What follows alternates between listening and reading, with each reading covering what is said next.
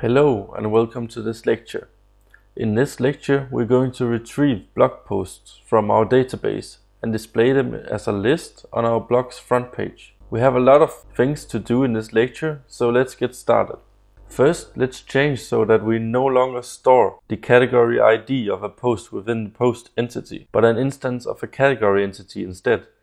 To do this, let's first implement the category entity. So I'll create a new class here and I'll name it category. It will be a simple class with an ID, a name, and a slug, which matches our database structure.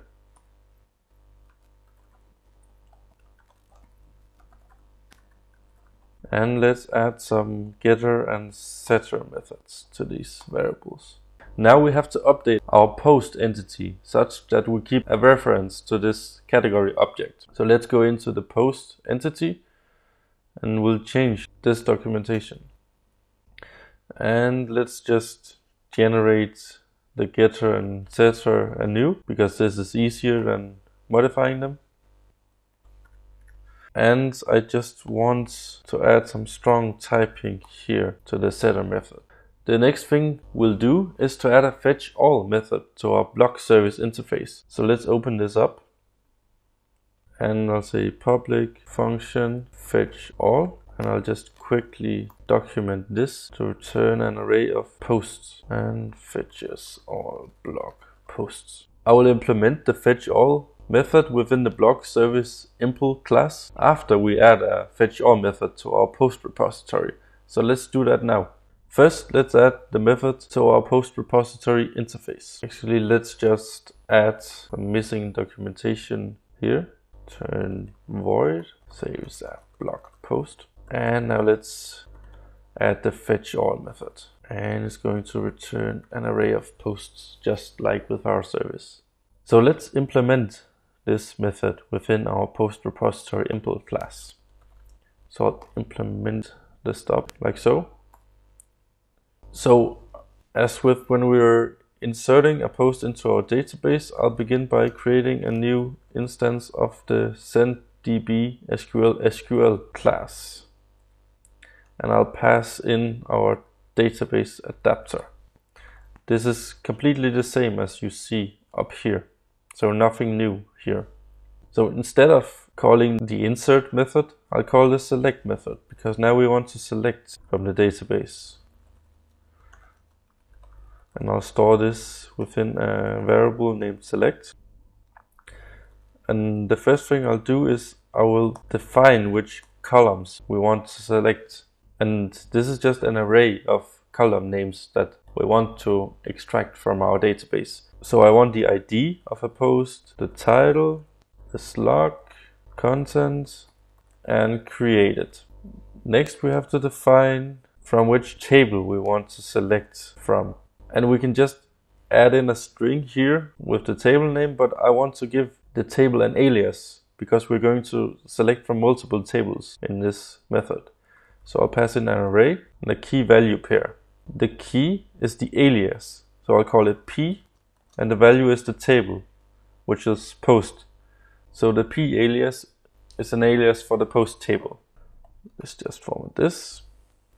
And I'm going to join to the category table because we want to fetch the category on our post. So to do this, we have a join method. And the first argument is the name of the column which we want to join to.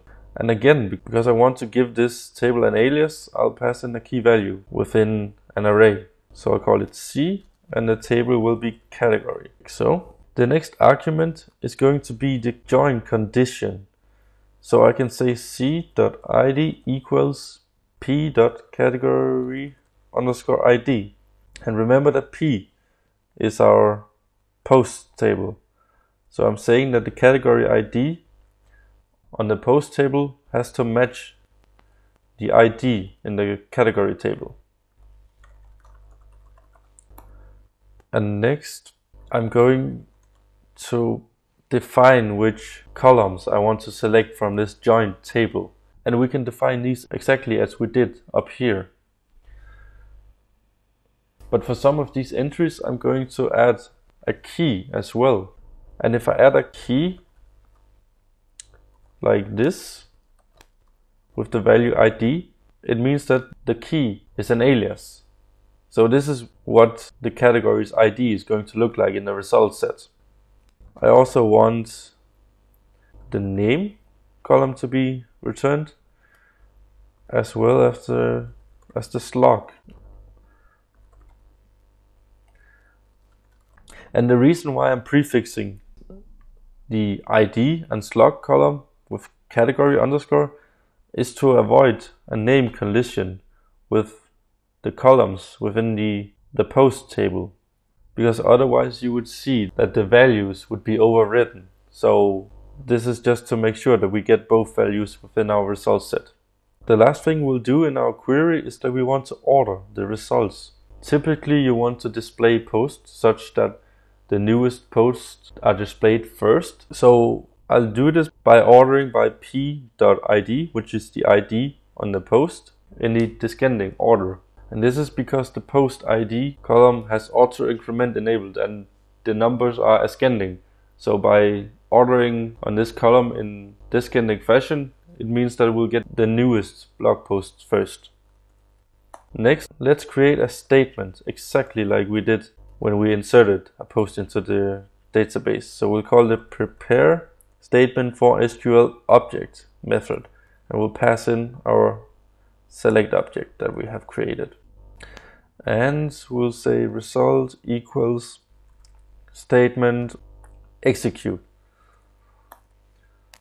So in the results variable, we have the results that were returned from the database, so our rows. Now, in order to return an array of posts, we have to convert this array into our entities. So to do this, we'll use a hydrator.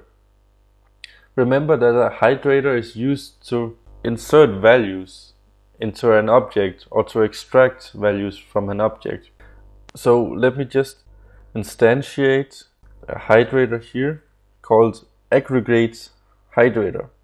I'm using an aggregate hydrator here because we need to hydrate both the post as well as the category entity. So I will show you how this works in just a moment, but first we need to implement a hydrator that will hydrate a row from our database into a post object. So let's create a post hydrator. First I'll add a subdirectory named hydrator within the entity directory, and I'll add a class here named posthydrator. And this class is going to implement the hydrator interface. And let's implement these methods. So the extract method is called when one wants to extract the values from an object and return an array.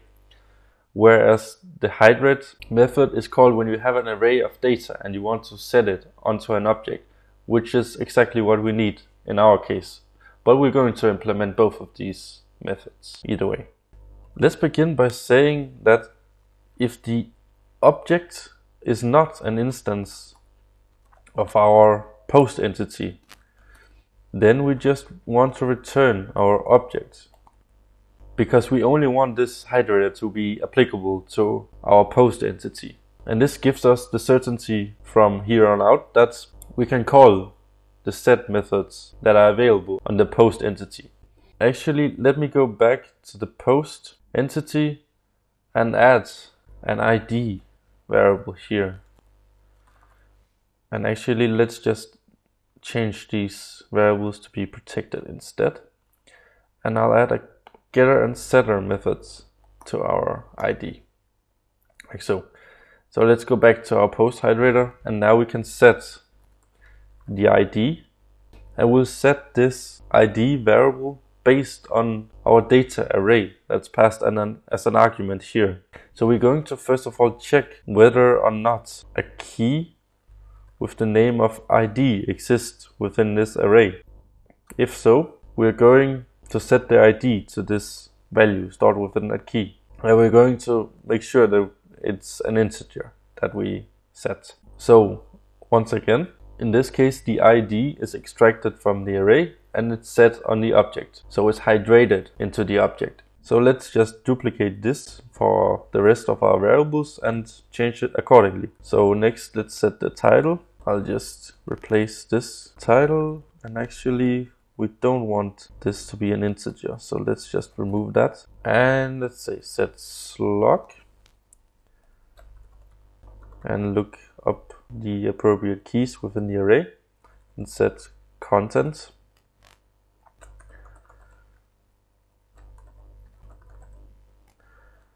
And we'll return the object now that we have set the variables. So as you can see here, it's important that we are consistent with these key names within our arrays. Otherwise, this is not going to work, which is the downside of this approach, you could say. So now let's implement the extract method, which is going to return an array based on an object's values. So we're going to make the same check here. If the object is not an instance of our post entity, then we'll just ignore it and return an empty array. Otherwise, we'll return a new array with the values of the object's variables. So getID, we'll return the title as well. Get title, slug, and last but not least, the content. And that's all we need to add to our posthydrator. But let's also implement a hydrator for the category entity, such that whenever we retrieve a blog post, we'll have a category object set on it. So let's go ahead and create a new class. We'll call it categoryhydrator. And as with the posthydrator, we're going to implement the hydrator interface. Let's generate these methods, and this is going to look very similar to what you saw before. So if the object is not an instance of our post entity, then we're going to return the object. And note that I'm still using the post entity here, and that's because it's actually the post entity that's going to be passed into this hydrator when we hydrate our results from the database into the object, but you will see that in a moment. So let's create a new category instance, new category, and I'm just going to be setting the properties, the variables on this instance exactly like I did in the post hydrator. So let's check if the category underscore ID key is set. If so, we'll set this on the object. Otherwise, we'll set null. And I'll just duplicate this and again remove the inval function. And this is going to be the name. And let's set the slug as well. Category slug. Category slug.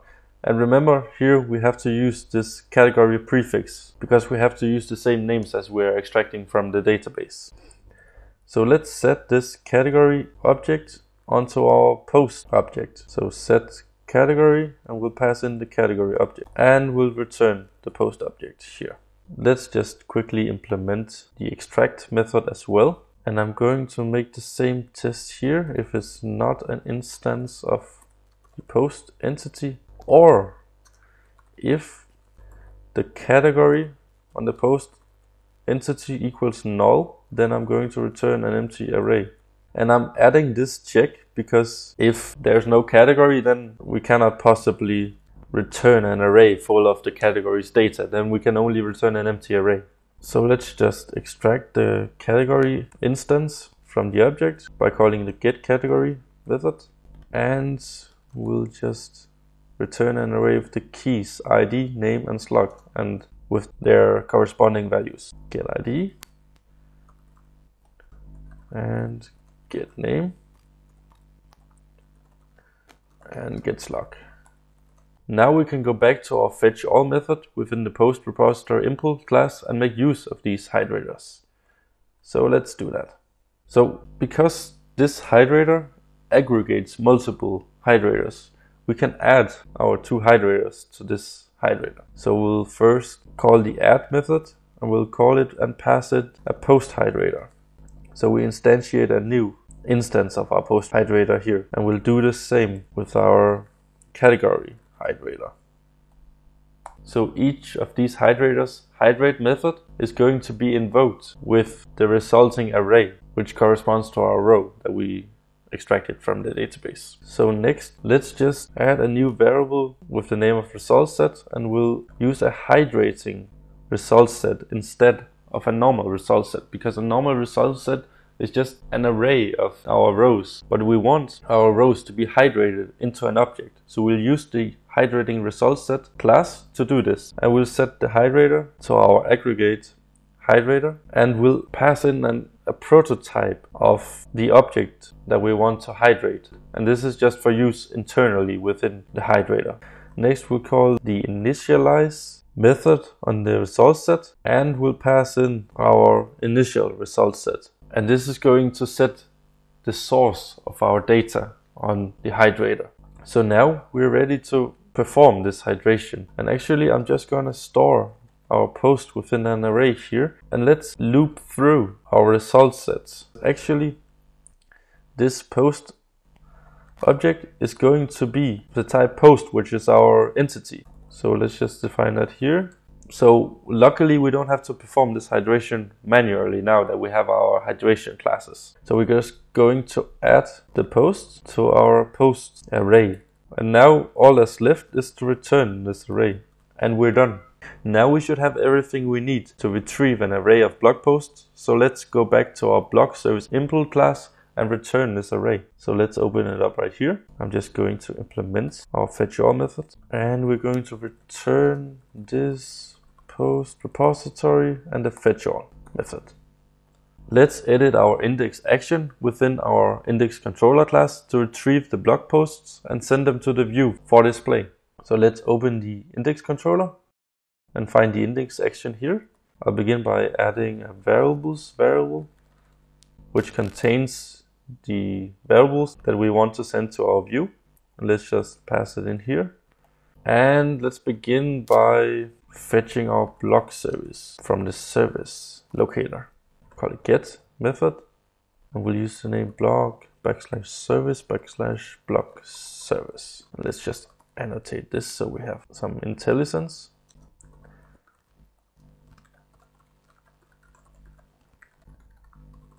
Like so. And let's add a key to our variables array called posts, and we'll pass in the result of the fetchall method. Now we just need to write the code that displays the blog posts that we retrieved from the database. So let's go into our index.phml view script here. Actually, I'm just going to change this title, and I'm actually going to use a view helper here called the translate view helper. And I'm just going to use the title of posts. So let's first check here if we have some posts available. If not, we're just going to write a simple text saying that there are currently no posts. So let's do that first. Echo this translate. There are currently no posts. So now that we know that we have some posts to display, let's loop through these posts. And let's just enable intelligence again.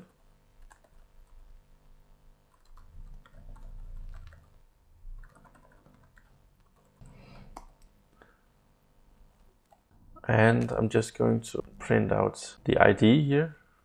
And I'm going to use this escape HTML view helper just to make sure that our data is safe to output, such that we are not vulnerable to cross-site scripting. And I'm going to print out the title here.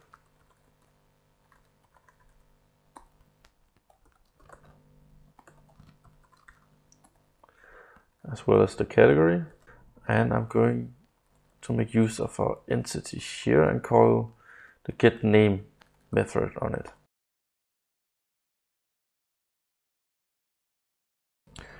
And last but not least, I'm going to print out the contents. I'm going to transform new lines to break lines here after escaping any HTML. So let's go into our browser and check if this works. Let's just add a horizontal line here. And as you can see, everything works as intended. So thank you very much for watching, and I'll see you in the next lecture.